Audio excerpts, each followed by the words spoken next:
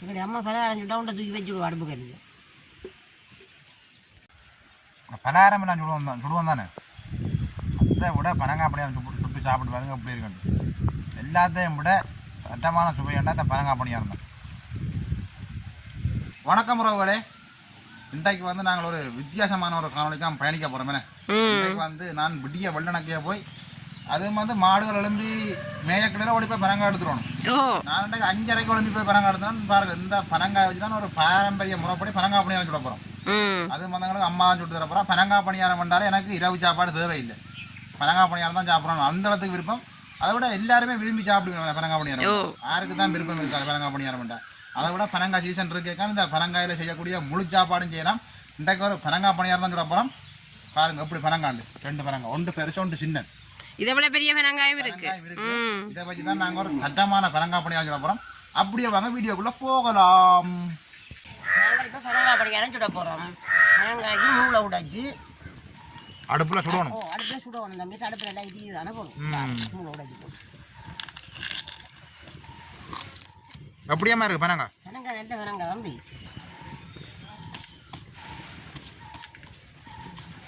பெரிய பனங்காய்.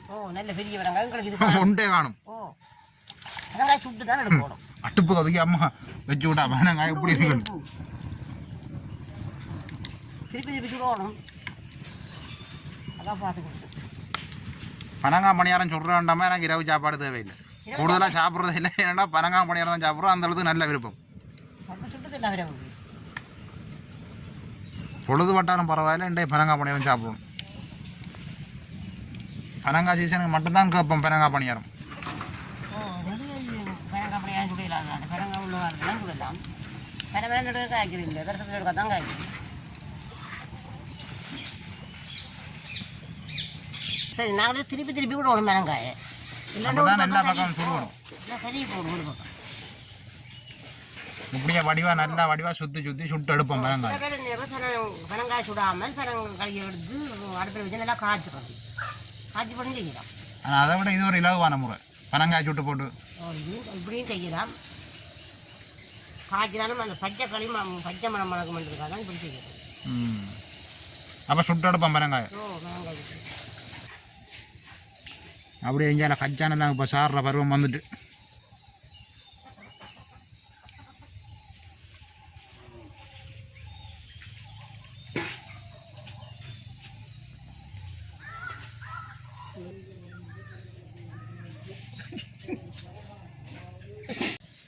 பனம்பழம் சுடுபாட்டு போச்சு. இனி நாங்கள் எடுத்து பனங்கழுவி நெஞ்சு எடுப்போம். நல்ல வடிவாக சுடுபட்டுருக்கு. அதை விடாமல் ரோட்டால் வரவங்க சொல்லி கொண்டு போகிறாங்களாம்மா, இங்கே பனங்காய் சுடுறாங்க, பனங்காய் பணியாரம் சுட போகிறாங்கள்ண்டு. ஏன்டா அந்த அளவுக்கு பனம்பழம் பனம்பழம் மணக்கும், நல்ல வாசமாக இருக்குது. பனங்காய் நாங்கள் பிணைஞ்செடுக்க ஏன் பேர் அப்போ உறக்குவோம். பனியாரம் சுட ஏன் தெரியும். உங்கள் பனியாரம் சுடுபடுது.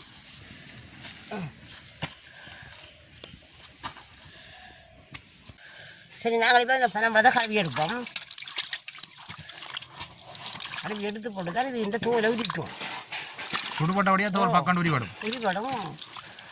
அதை நாங்கள் ஒரு கல்லிலே அடித்து தான் உரிக்க போகிறோம்.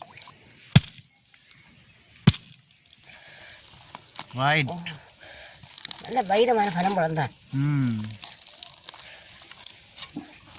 உரிக்கவே கஷ்டமாக உரிச்சு தருவோம்மா. உரிக்க போலாம் கிடக்குது. 2 பேரும் பிடிச்சி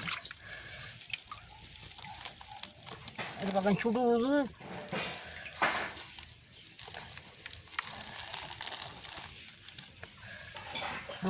எத்தனை ஹொட்டை இருக்கம்மா? 3 பழங்காயில் 3 2 1 பல மாதிரியும் இருக்கும். ஆனால் இதில் நல்ல களி இருக்கும். நல்ல பழங்காய் இது. பனம்பழம் வேண்டாலும் எல்லாம் பனம்பழத்துலேயே எல்லாம் செய்யலாம். சில பனம்பழம் காரம், சில பனம்பழம் தான் நல்ல பனம்பழமாக இருக்குது. இது நான் அந்த காலத்தில் சின்ன பிள்ளையில இருக்கே ஓடி ஓடிப்பா அந்த பனையெல்லாம் எடுக்கிறேன். நான் இன்றைய விட்டிய வெள்ளனாக்கா ஒலிம்பி போனான், 2 பனங்காய் கிடந்தது. ஏன்டா விட்டிய வெள்ளனாக்கா மாடுகள் விடாது, மாடுகள் வந்துடும். அதோட மாடுகளை தெரியும் பனம்பழ சீசன் எப்படியும் பனை மரத்தில் பனங்காய் விழுமான்னு தெரியும் மாடுகளுக்கு. மாடுகள் பட்டு கிடந்த உடனே பனை மரத்துக்கு தான் போகுங்கள். நல்ல பனம்பழம் சுட்டும் சாப்பிடுவோம். அம்மா என்ன சொல்லுங்க பாப்போம், உங்களோட மஞ்சள் சட்டைக்கும் மஞ்சள் பனம்பழத்துக்கும் வித்தியாசமே தெரியல. பனங்கள் நிறந்தான் சட்டை போடணும். சரியாக தான் போட்டு கொண்டு வந்துருக்கீங்களே. சரியாக தான் போட்டு கொண்டு வந்துருக்கோம்.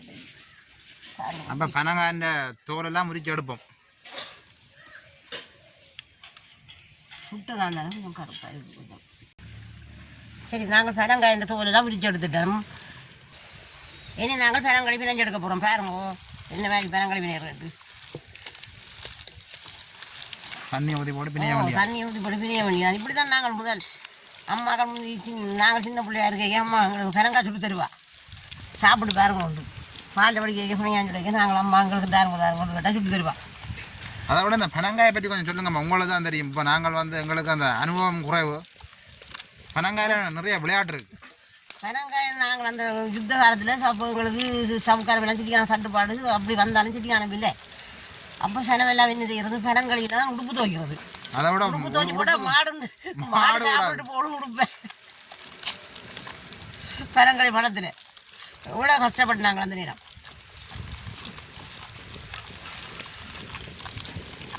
அதெல்லாம் உங்களுக்கு தெரியாது. இப்போ உங்களுக்கு என்ன தெரியும்?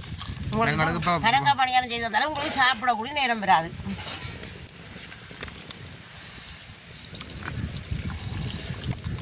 நாங்கள் சின்ன பிள்ளைகளாக இருக்கிற அம்மா பனங்காய் பணியாரம் சொல்கிறோம். பாலில் படிக்கிறோம்னா நாங்கள் அம்மாவுக்கு எல்லா வேலையும் செய்து கொடுப்போம். ஆசையாக ஓடி ஓடி தான் செய்து தருவோம். அம்மா செய்து தருவாங்க. பனங்காய் சீசன் இப்போ இவ்வளோ தொடங்கிட்டு பனங்காயில் என்னென்ன செய்யணுமோ அவ்வளோ செய்யணும். அடுத்த வட்டம் பாலில் படிக்கணும். சரி, செய்யலாம் இல்லை முடிவேன். அப்போ இப்படியே பனங்காயை பிணைஞ்சு களியை எடுப்போம். களி எடுப்போம். பனமரத்துலேயே ஒன்றுமே கழிக்கப்படுற பொருள் ஒன்றும் இல்லை. பனி ஓலையை எடுக்கலாம், பனம் மண்டி எடுக்கலாம், பனம் பழத்தை எடுத்து பலகாரம் செய்யலாம், பனம் கொண்டு எடுத்து பாத்தி போட்டு பனங்களாம் குடுங்கலாம், பனங்குருத்தி எடுத்து ஓலை நீதிப்படி வைக்கலாம், மரத்தை வீட்டுக்கு பயன்படுத்தலாம். ஒன்றும் கழிவில்லை. நல்ல ஒரு பொறுமதியான மரம். அதை விட பனங்காய் பணியாரத்தை விட வேறு எந்த பலகாரமும் அப்படி ஒரு சுவையாக இருக்காது. அந்த அளவுக்கு ஒரு சுவையான ஒரு மரம் தான் பனைமரம். பனைமரத்துலேயேம்மா பனைமரத்தை வச்சு ஒரு பழமொழி ஒன்று இருக்குது. உங்களுக்கு ஞாபகம் இருக்கொண்டு ஒரு ஜோதிச்சு பாருங்க. ஒரு நொடி ஒன்று இருக்கு, ஒரு விடுகாதை. ஆமாம், அந்த பழமொழி இருக்கா சொல்லுங்க பாவம். அந்த பழமொழி தான் தம்பி. தொப்பண்டு விழுந்தான் தொப்பி கலண்டான் என்னென்று சொல்லி பாப்போம். அதுதான் பனம் பழம். அவன் அந்த பனம்பழம் தான் இந்த பனம்பழம். இந்த பனம்பழம் தான் அந்த பனம்பழம். சரியா சொன்னாய். அதை விட என்ன சொல்லுங்க, இந்த எல்லாம் பனங்களையெல்லாம் பிணைஞ்சு எடுத்த அப்புறம் அந்த தும்பு இருக்கு இல்லைம்மா, அதை வச்சு அந்த பொம்மை செய்யறது தெரியுமா உங்களுக்கு? பள்ளிக்கூடத்தில் இதை ஆக்கம் செய்து கொண்டு வச்சுன்னா நாங்கள் இந்த பனங்கொடியெல்லாம் எடுத்து எல்லாம் பள்ளிச்செல்லாம் அடிக்கலாம், விட்டு முகவெல்லாம் வச்சு அதை கத்தரி குளம் எல்லாம் வெட்டி சீப்பெல்லாம் போட்டு இழுத்தெல்லாம் பின்னி சும்மா அது சின்ன பொம்மை புள்ள மாதிரியே இருக்கும், வடிவா இருக்கும். பொம்மை பிள்ளைய சளி கொண்டு இதில் செய்வோம். அந்த அளவுக்கு வடிவா இருக்கும். எனக்கெல்லாம் ஞாபகம் இருக்கு. உனக்கெல்லாம் நான் தானே இது இல்லை. எங்கே நல்ல பனம்பழம் நல்லா இருக்குதுன்னு பார்த்து எடுத்து கொண்டு வந்து நல்ல தும்பலோட இருக்கிறதா எடுத்து தான் செய்கிறோம் நாங்கள். கரண்டியால் வலிக்க வருது களி. கரண்டியால் வலிச்சா தான் பெரும். அவ்வளோ களி நல்ல களி பெனங்க. பனங்களி எல்லாம் பாந்து எடுப்போம். அதுதான் தம்பி, அது நடுக செய்யக்கூடிய ஒரு பொருளும் நடுக எடுக்கக்கூடியதும் இல்லை. பனம்பழம் நடுக எடுக்கல. அது காய்ச்சி படுத்து பனம்பழம் முழுகிற காலத்தில் அந்த உரிய சாப்பாடு நாங்கள் செஞ்சு சாப்பிட்டோம். வருஷத்தில் இருக்கா தான் செய்யலாம். இப்போ வாத்தியம் கூட பனங்களியை பாருங்க இப்படி பிணைஞ்செடுத்து இருக்கிறோம். அப்படியே நல்லா கட்டி களியாக இருக்குது. இதை நாங்கள் வடிவாக இப்போ அடிவடியில் தான் ஊற்றி படிக்க போகிறோம். தும்புகள் எல்லாமே இருக்கும். இது ஒரு ஆள் பிடிச்சி ஊற்றணும். நான் ஊற்றுறேன், நீங்கள் பிடிங்க. ஓ சரி தம்பி. ஊற்றவாமா? கீழே ஊற்றப்பட்டுரும். கீழே ஊற்றி போடாமல் இதுக்கு ஊற்றி முழுக்கில் ஊற்றவா? ஓ கீழே ஊற்றி விட்டீங்கன்னா சரி. இல்லை பனங்காய் பணியாரம் போச்சு. பனங்காய் பணியாரம் போச்சு தான் இருக்கு. பாருங்க பெண்ண மாதிரி வடிஞ்சு ஊற்றி போடணும். கொஞ்சம் கொஞ்சமாக தான் ஊற்றி போடணும்.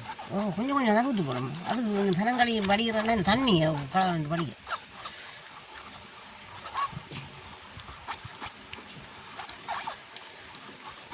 அதோட அதில் குந்து இருக்கும் தானே.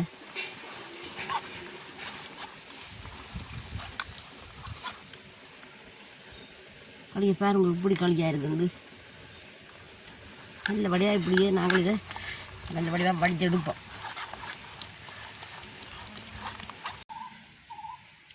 நாங்கள் இப்போ பனங்களி எல்லாம் வடிவாக எடுத்து போட்டு வடித்து எடுத்துட்டோம். ஒரு தும்புகள் இல்லாமல் வடிவாக வடித்து எடுத்து வச்சுருக்கிறோம்.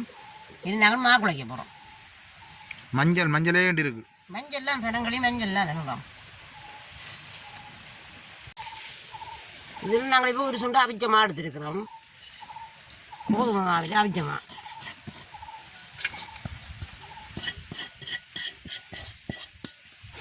இதில் இப்போ ஒரு சுண்டு அவிச்ச மா எடுத்து வச்சுக்கிறோம். இதோட 2 சுண்டு பச்சை மாவும் சேர்க்க போகிறோம். இதோட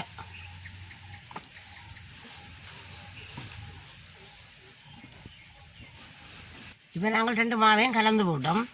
இனி நாங்கள் தேவையான அளவு உப்பு சேர்க்க போகிறோம். உப்பும் சேர்க்கணும், சீனியும் சேர்க்கணும். இனிப்பு போடுறதானே அதனால் உப்பு கணக்க தேவையில்லை.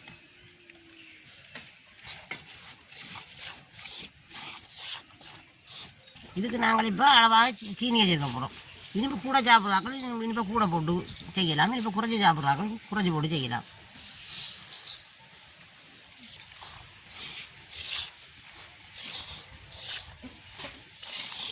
இப்போ நாங்கள் பனங்களியை விட்டு குழைக்க போகிறோம். பாருங்கள் பனங்களியை.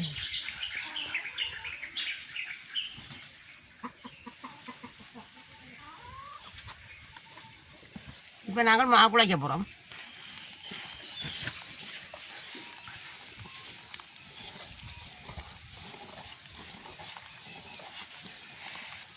இப்போ நாங்கள் நல்ல வடிவாக மாவை குழைச்சி எடுப்போம்.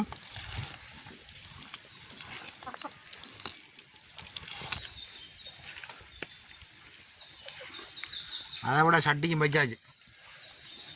மாவு குழைச்சி விடுந்து சட்டி வச்சோன்னு சுட போகணும்.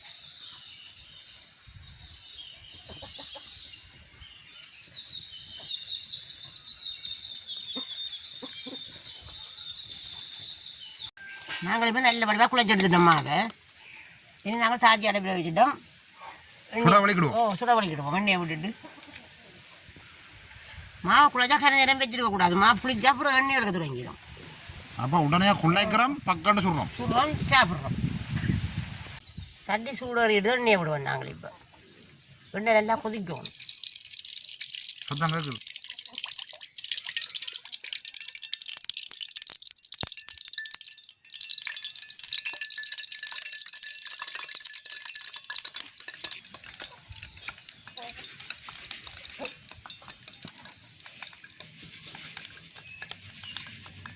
சரி, எண்ணெய் நல்லா கொதிச்சிட்டு நாங்கள் போடுவோம். இப்போ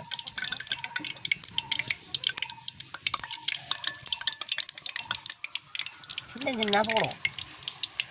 இது போடுறதா கொஞ்சம் கஷ்டம். சாப்பிட்றது ஈஸி. சாப்பிட்றது ஈஸி தான். அது பிரச்சனை இல்லை. எல்லாம் அப்படி தான்.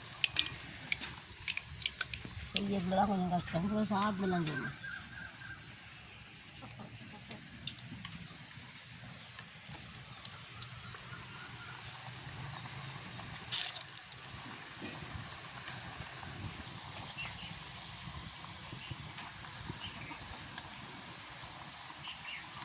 பெருசு பெருசாக போடுறோம்டா டக்குன்னு தண்ணி போட்டுட்டு வேப்பன் மாதிரி சுடுறாண்டா ஒரு 10 வேப்பன் போட தண்ணி பார்ப்போம். நாங்கள் போட்டுது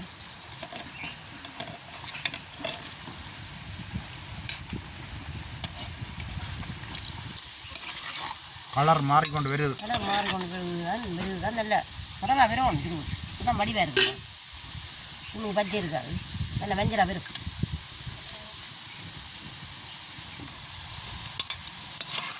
ஒயிட் கலர் மாறிக்கொண்டு வந்து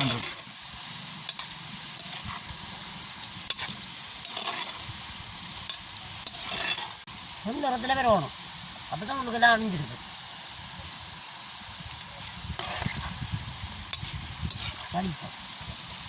நீத்து போட்டி ரெடி. நான் நேரத்தையே கொண்டு வச்சுட்டேன் நீத்து போட்டியை. நாங்களும் இந்த நீத்து போட்டியை கை விடுற மாதிரி இல்லை. இதில் சின்ன ரோட்டை விழுந்தும் பாருங்க பாவிச்சு கொண்டே இருக்கிறோம்.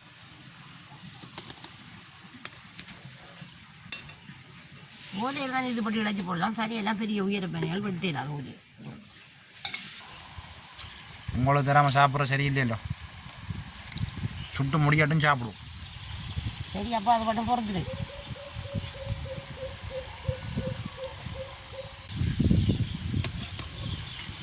முதல் பள்ளிக்கூடம் போய்க்க பனங்காய் பணியாரம் அம்மா சுட்டு வைக்க அம்மா தெரியாமல் கொஞ்சம் சுற்றி கொண்டு வலிக்கிட்டுறது. சுட்டு வைக்கிற 2 ரூபா கிடக்கும். அடுத்த நாள் பார்த்தா பானை வெறும் பானையாக இருக்குது.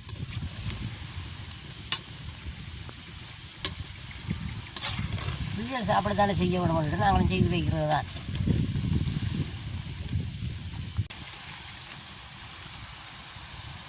பிறக்கிற பருவம் வந்துட்டு ஓ நல்ல திறமை வந்து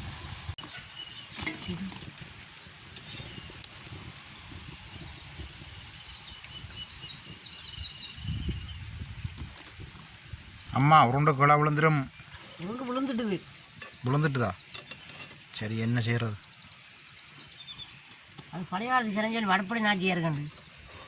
அந்த அடுப்பில் இறக்கைக்கெல்லாம் தூக்கி தூக்கி கொஞ்சம் கொஞ்சம் கிள்ளி வச்சுட்டு தான் இறக்குறது.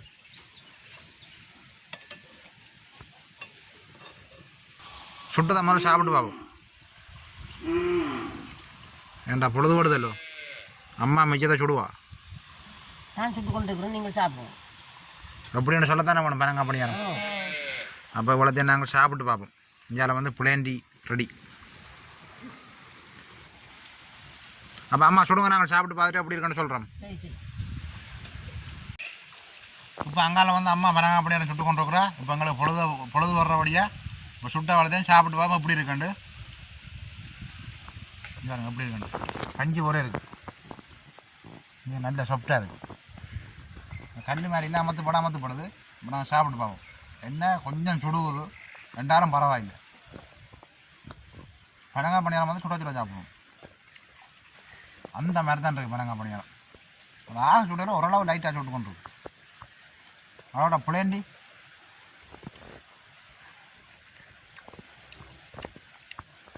இதுக்கு எனக்கு புற என்ன வேட்டை தான், பனங்காய் பணியார வேட்டை.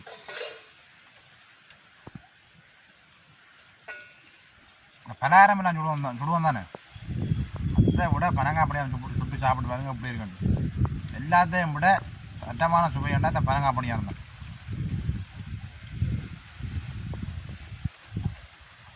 அந்தளவுக்கு ஒரு நல்ல ஒரு சுவையாக இருக்குது பனங்காய் பணியாரம். நீங்களும் பனங்காய் கிடைச்சா விடாதீங்க, கண்டிப்பாக பனங்காய் பணியாரம் சுட்டு சாப்பிட்டு பார்த்துட்டு சொல்லுங்கள் எங்களுக்கு எப்படி இருக்குண்டு. அவன் நாங்கள் இந்த வீடியோ முடிச்சுக்கொள்வோம். மீண்டும் அடுத்த அவனை சந்திப்போம். நன்றி. பாய் பாய்.